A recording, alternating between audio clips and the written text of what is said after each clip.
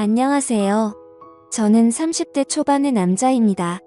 지금부터 들려드릴 이야기는 어떻게 보면 많은 분들에게 손가락질을 받을 수도 있지만 제가 생각하기에는 나라마다의 문화가 다르기에 무조건적인 잘못된 만남은 아니라고 생각합니다. 단도직입적으로 말씀드리면 저는 제 사촌 누나를 이 세상 누구보다도 많이 사랑합니다. 단순히 어린 마음으로 순간의 감정으로 쉽게 빠져든 게 아니라 제 목숨을 바칠 수 있을 만큼 사랑하고 있죠. 참 아이러니합니다.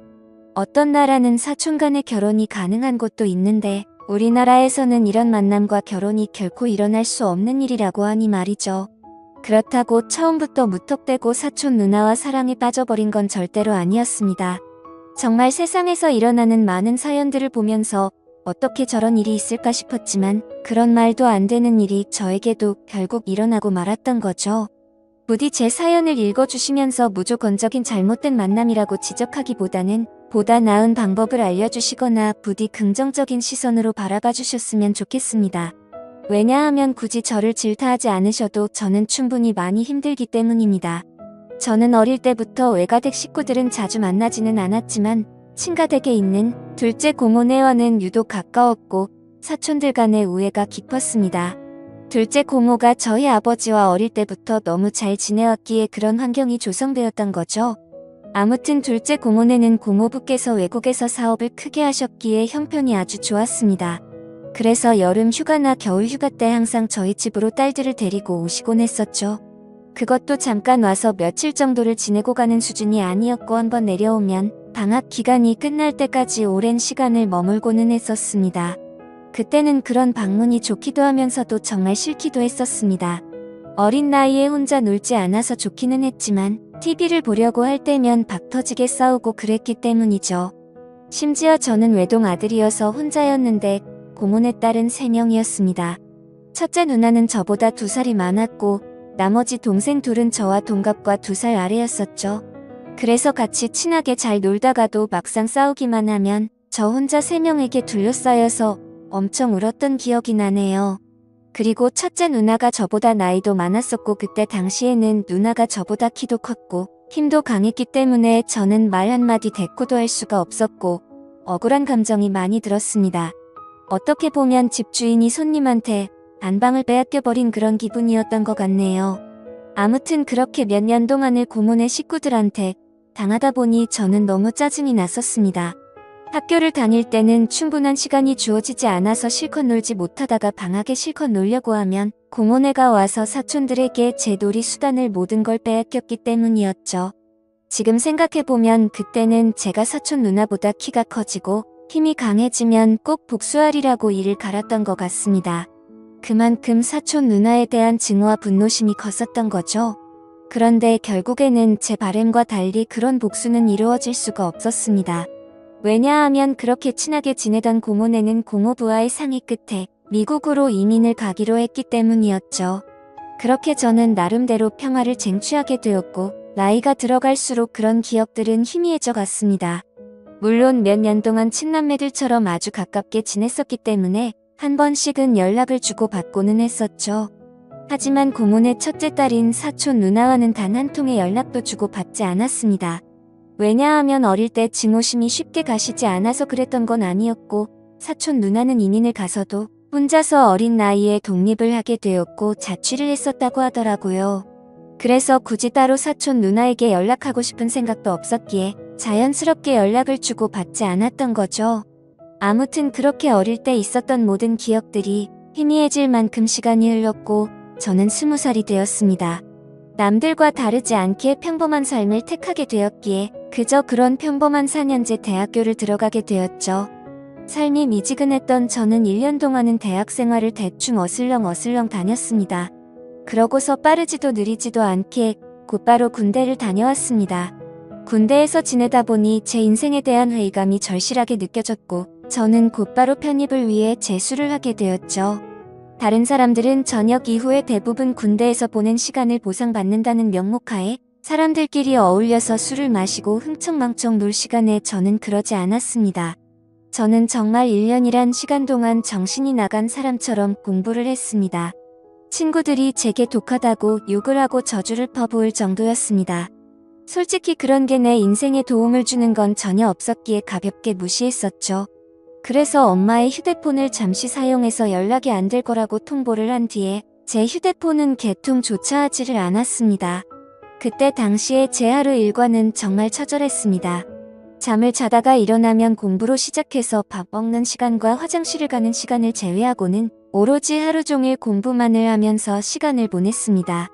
그로 인해서 코피는 하루라도 안 흘리면 이상할 정도였었고 여름에는 하루 종일 앉아있는 탓에 엉덩이에 땀띠가 너무 심각해져서 병원까지 다닐 정도였었죠. 그렇게 1년 동안 공부를 열심히 한 끝에 수능을 보게 됐습니다. 결과는 생각보다는 잘 나왔지만 결국 정말 아주 아쉽게 제가 바라던 대학교에는 떨어지고 말았습니다. 그래서 두 번째 지망하던 학교를 가느냐 아니면 1년을 더 준비를 하느냐의 기로에 서게 되었죠. 사실 말이 기로에 서게 된 거였지 제 뜻은 확고했었습니다. 공부를 시작할 때 목표는 오로지 한 곳이었기 때문이죠. 하지만 부모님의 눈에는 제 모습이 너무 처참했기에 제게 그 정도면 됐다며 두 번째로 지망한 학교로 가라고 하셨습니다. 저 또한 너무 힘든 1년을 지나왔기에 포기하고 싶은 마음도 굴뚝 같았죠. 하지만 결국 저는 고집을 부렸고 1년을 더 준비하기로 했습니다. 고통의 시간은 또다시 시작되었고 또다시 수능을 앞두고 어머니께서 오시더라고요. 어머니는 본인도 미신은 절대로 안 믿는데 지푸라기라도 잡는 심정으로 개명을 하는 게 어떻냐고 하시더군요. 저를 위해서 매일 같이 기도를 드리러 다니시다가 만난 분에게 제 이야기를 했더니 이름이 뭔가 제 앞길을 자꾸만 가로막는다며 개명을 권하셨다고 하더라고요. 별로 고민할 것도 없었고 그러자고 했습니다. 제 이름에 큰 미련도 없었거니와 조금의 가능성이라도 더 생긴다면 뭐라도 하고 싶었으니깐요. 그리고 도저히 지옥 같은 시간을 더 이상은 할 자신이 없었거든요. 그렇게 개명을 하고 나서 저는 또다시 수능을 치르게 되었습니다. 결론을 말씀드리면 꿈은 이루어졌습니다. 제가 그토록 원하던 대학교에 합격을 하게 되었던 거죠. 그래서 제 인생은 군대를 가기 전과 후과 정말 완벽하게 달라지게 되었습니다. 그저 그런 평범한 대학생에서 우리나라에서 가장 좋은 대학교의 학생이 되었으니깐요. 그렇게 힘들게 얻은 자리였기에 저는 연애 한 번도 제대로 못한 채로 대학 생활만을 정말 열심히 했습니다. 시간은 금방 흘러갔고 어느덧 저는 졸업을 하고 다행히 대기업에 당당히 입사를 하게 되었죠. 처음 회사를 입사하고는 모든 게 낯설었고 힘든 시간의 나날들이 이어지더군요. 하지만 이곳 직장도 사람들이 사는 곳이라 그런지 점차 익숙해져 갔고 사내 커플이 있었는데 그 커플을 보고 있으니 저도 모르게 외로운 마음도 들기 시작하더라고요. 제가 학창 시절에 엄청나게 인기가 있는 스타일은 아니었지만 적어도 여자친구가 없는 기간이 1개월도 넘기지 않을 만큼 항상 여자친구가 있었거든요. 대부분은 오랜 시간 동안 만남을 가졌기에 많은 여자들을 만난 건 아니었죠. 아무튼 이제는 열심히 이루고자 하는 바도 일단은 어느 정도 이뤄낸 것 같은 마음이 들기 시작했고 다른 사람들처럼 친구들도 만나고 회식도 하고 평범한 나날을 보내고 있었습니다. 그리고 주말을 앞둔 금요일 저녁 제 인생을 송두리째 바꿔놓은 여자를 만나게 되었습니다. 그날은 모처럼 회사를 마치고 친구들과 강남에 있는 술집에서 자리를 가졌고 술에 취한 나머지 평소에 거들떠도 보지 않던 감성주점의 술집으로 향했습니다. 그곳은 나름대로 헌팅을 하기에 자연스러운 분위기의 춤도 추고 술도 마시는 클럽 음악이 나오는 술집이었죠. 저는 시끄러운 곳은 그렇게 좋아하지 않는 성격이어서 별로 재미가 없었습니다. 그런데 참 눈이 즐겁긴 하더라고요. 어린 사람들이 신나게 꾸미고 와서 그런지 하나같이 잘생기고 예쁜 사람들 투성이었죠. 그렇게 한참을 놀다가 제 눈에 띄는 한 사람이 있었는데 그녀를 보자마자 첫눈에 사랑에 빠지는 기분이 들었습니다. 왜 그렇게 생각할 정도였냐면 저는 평생 여자에게 번호를 물어본 적이 없었는데 그 여자를 놓치고 싶지 않은 마음에 정신이 나갔던 건지 저도 모르게 그녀에게 다가가서 대뜸 번호를 물어봤던 거죠. 그녀는 시끄러운 소리에 네 라고 되물었고 저는 다시 한번 번호 좀 알려주실 수 없냐고 물어봤습니다. 그러자 그녀는 죄송한데 남자친구가 있다며 정중하게 거절을 하더라고요. 그때 돌아섰으면 됐을걸. 자존심 구겨지게 친구로라도 지내고 싶다며 재차 물어봤습니다. 그녀는 다시 한번 죄송하다고 하고는 그 자리를 떠나더군요. 생애 처음으로 번호를 따본 거였는데 거절을 당해서 너무 창피해 죽겠더라고요. 쥐구멍이라도 숨고 싶은 심정이 이런 건가 싶었습니다. 그런데 그런 창피한 감정보다도 그녀의 연락처를 받지 못한 게 더 상심이 컸습니다. 또다시 다가가서 말을 걸면 이상한 사람으로 볼까 봐서 차마 다가가진 못했죠. 그렇게 조용히 술을 마시면서 그날 그곳에서 오로지 그녀만 쳐다보다가 집으로 돌아갔습니다. 집에 와서도 용기를 다시 내볼 걸 그랬나 생각도 들었고 정말 아쉬운 마음에 밤새도록 잠을 설쳤었던 기억이 나네요. 사실 스쳐가는 인연이라고 생각하면 며칠 정도 지나면 금방 잊혀져야 정상인데 그로부터 3달 정도가 지났을 무렵에도 문득 그때 그날의 그녀가 생각나서 환장을 노르시더라고요. 해변가에서 모래벌판에서 바늘찾기라도 하는 심정으로 3달 사이에 10번도 넘게 그곳에 다시 가봤었습니다. 하지만 결코 다시 마주칠 수가 없어서 운명이 아닌가 보다 하고 포기하고 있었죠. 그렇게 아무 생각 없이 탕비실에서 커피를 타고 있다가 옆을 봤는데 드라마에서 보는 장면처럼 저는 너무나도 깜짝 놀라서 커피를 떨어뜨리고 말았습니다. 왜냐하면 그토록 찾아 헤매던 바로 그녀가 제 눈앞에 있었으니깐요. 그녀는 저를 보면서 이 사람이 왜 이러지 싶은 표정으로 저를 쳐다보고 있었고 저는 혹시라도 커피가 튀었을까봐 죄송하다고 고개를 숙여 사과를 했습니다. 그러자 그녀는 생긋 웃으며 저는 괜찮다며 본의 아니게 놀라게 해드려서 죄송하다고 하더라고요. 그렇게 어색한 인사를 뒤로하고 그녀의 명찰을 보니 저희 회사 명찰을 달고 있었습니다. 이게 웬걸 정말 하늘에서 내려준 운명이 이런 거구나 싶어서 너무 기뻤습니다. 기쁜 마음을 최대한 가라앉히며 조심스럽게 그녀에게 물어봤죠. 혹시 이번에 신입 공채로 들어오신 거냐고 물어보자 그녀는 고개를 끄덕이면서 잘 부탁드린다고 대답을 하더군요. 다행스럽게도 몇 달 전 제가 번호를 물어본 사람인 건 전혀 모르는 눈치더라고요. 저는 그 순간 이 모든 상황이 너무 꿈만 같았고 제가 그녀로 인해 고민하는 걸 상담해주던 친구에게 곧바로 전화를 걸어서 자초지종을 설명해줬습니다. 친구의 반응도 어떻게 그런 일이 있을 수가 있냐며 말도 안 된다고 말하면서 놀라더라고요. 아무튼 그날 이후로는 회사에 출근하는 발걸음이 그렇게 행복할 수가 없었습니다. 그리고 그와 동시에 슬픈 마음도 쉽게 가시지가 않았죠. 왜냐하면 그녀의 손에는 커플링으로 보이는 반지가 끼어져 있었고 그동안 멍청하게 잊고 지냈던 생각이 들었습니다. 그녀는 제게 남자친구가 있었다고 한 사실이었죠. 사실 기억을 못하지는 않았지만 연락처를 달라고 하면 대충 거절하고 남자친구가 있다고 거짓으로 대답하는 그런 거라고 믿고 싶었던 것 같습니다. 그렇게 또다시 저는 그때 감성주점에서 멀리서 쳐다만 보고 있던 제 자신을 또 보고 있는 기분이었죠. 그때 그런 생각이 들었습니다. 골키퍼가 있다고 골이 안 들어가나? 결혼을 한 것도 아니고 법적으로 문제가 되는 것도 아닌데 최선을 다해보자 싶더라고요. 저에게는 끈기와 노력이라는 제 자부심이 있었기에 그때부터 또다시 저는 불타올랐습니다. 하지만 도가 지나친 관심과 행동은 최대한 지양하였고 업무를 핑계 삼아서 가끔씩 찾아가서 업무에 대해 물어보면서 은근슬쩍 제 존재를 각인시켰습니다. 그렇게 시간은 천천히 흘러갔고 그러던 중 부서 간의 회식 자리가 잡혔습니다. 그토록 기다리던 시간이었는데 드디어 기회가 왔구나 싶어서 기분이 좋았죠. 며칠 뒤 회식이 있는 날 저는 정신을 바짝 차리고 술을 마셨고 그녀와의 사이를 더욱 가깝게 하기 위해서 최선을 다해 빈틈을 노리고 있었죠. 그러던 중 너무 긴장하면서 술을 마셔서 그런 건지 배가 아파서 화장실을 갔습니다. 보리를 보고 있는데 바깥에서 남자 소리가 들리더군요. 너 옆 테이블에 있던 신입사원 얼굴 봤냐고 묻더니 우리 회사에 저런 미녀가 언제 들어왔냐면서 내가 고백해볼까? 이런 식으로 웃으면서 그녀에 대한 이야기를 하고 있더라고요. 그 말을 듣는 순간 기분이 너무 불쾌했지만 뭐라고 말할 수는 없었습니다. 제가 남자친구도 아닐 뿐더러 사실 제가 첫눈에 반할 정도였으니 다른 남자들이 볼 때도 당연히 호감이 갈 수밖에 없겠구나라는 생각이 번쩍 들었던 거죠. 그래서 저는 이러다가는 별의별 사람들이 다 고백하겠다고 생각하고 조금 더 적극적으로 그녀에게 다가가야겠다라고 생각을 고쳐먹었습니다. 결국 사람들이 너무 많이 모여있던 회식 자리에서는 도저히 가까워지기가 어려워서 목적 달성에 실패했고 그날 이후로는 조금 더 적극적으로 그녀에게 다가가려고 마음을 먹고 출근을 했죠.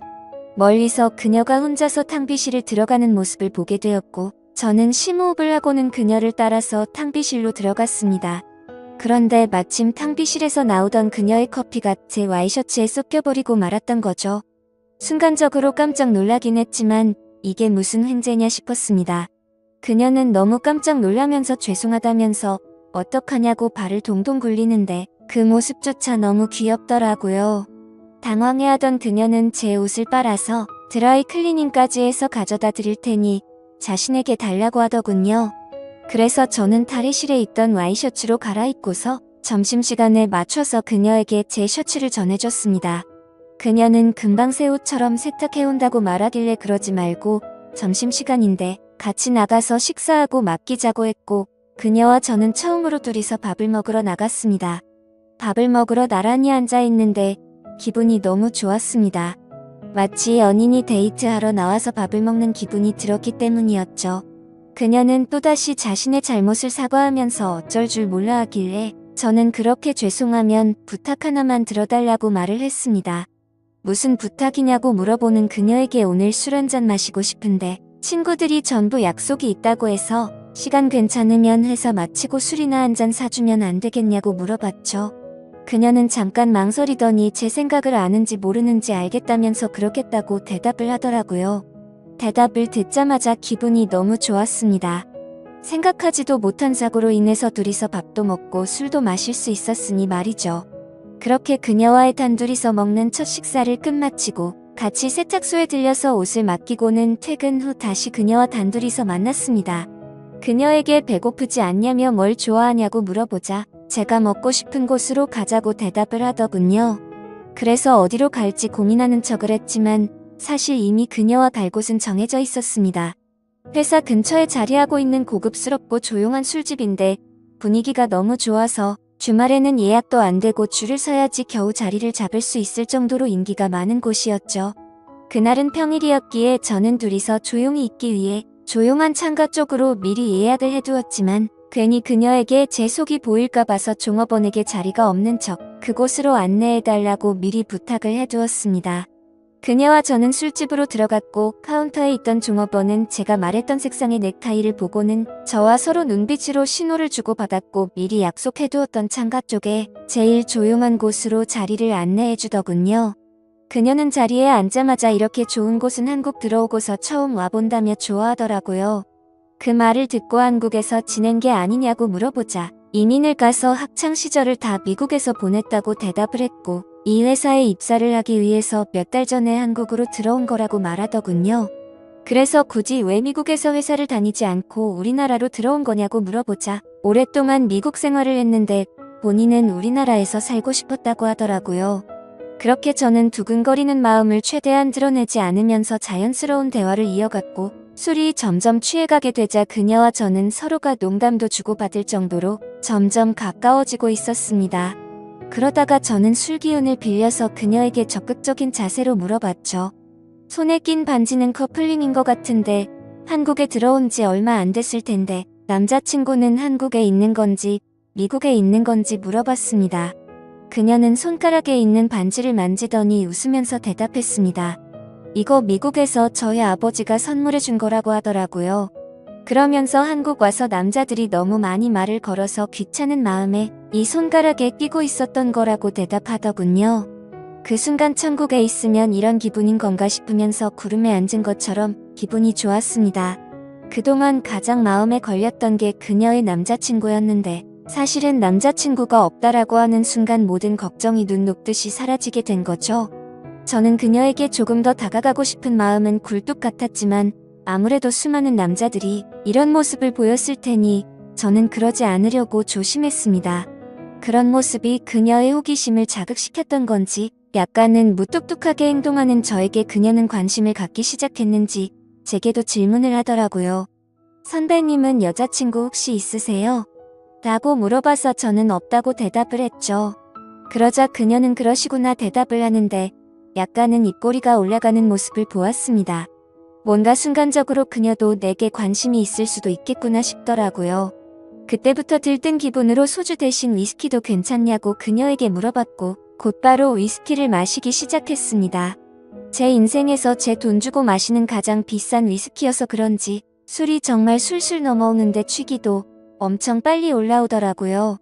그래서 저도 모르게 그동안 있었던 모든 일들에 대해서 그녀에게 모두 밝히고 말았습니다. 몇 달 전 우연히 만나서 첫눈에 반하게 되었다는 사실부터 시작해서 너무 성급하게 말을 걸었던 게 후회돼서 몇 달 동안 그곳에 찾아간 것도 이야기했고, 회사에서 처음 만난 순간부터 너무 꿈만 같아서 오늘 이렇게 술을 마시러 오는 순간까지 이 모든 것들이 기적인 것만 같고 행복하다고 제 진심을 담아서 고백했습니다. 혹시라도 무슨 스토커처럼 생각하지는 않을까 걱정을 하고 있었는데 그녀는 제 진심을 알아준 건지 조용히 제 눈을 바라보면서 손을 꼭 잡아주더라고요. 그렇게 그녀와 저는 서로의 마음을 확인한 뒤로 연애를 시작하게 되었습니다. 회사에서는 평범한 직장 동료처럼 남들은 모르게 사내 연애를 했고, 퇴근을 하면 세상 어느 커플도 부럽지 않은 행복한 커플로 지내고 있었죠. 그녀와 저는 만남을 이어간 지 6개월이라는 시간이 눈 깜짝할 사이에 훌쩍 지나가 버렸는데, 날이 갈수록 저희 둘의 사랑은 점점 커져갔고, 더 늦기 전에 가정을 이루자고 이야기가 오고 가고 있었을 때였습니다. 행복한 순간이 한순간 불행한 순간으로 탈바꿈되는 사건이 일어나게 되었죠. 어느 날 주말 아침 일찍부터 부모님께서 분주하시더니 제게 장을 보러 가자고 하더라고요. 저는 별다른 생각 없이 부모님을 모시고 장을 보았고, 오늘 무슨 일 있냐며 도대체 왜 이렇게 음식을 많이 하냐고 여쭤보았죠. 아버지는 미국에 갔던 고모네 식구들이 다 같이 한국에 들어와서 오늘 저녁에 집으로 온다고 말하셨죠. 저는 순간 어릴 때 기억이 스치듯 생각이 났고 갑자기 다들 어떻게 지내는지 궁금하더라고요.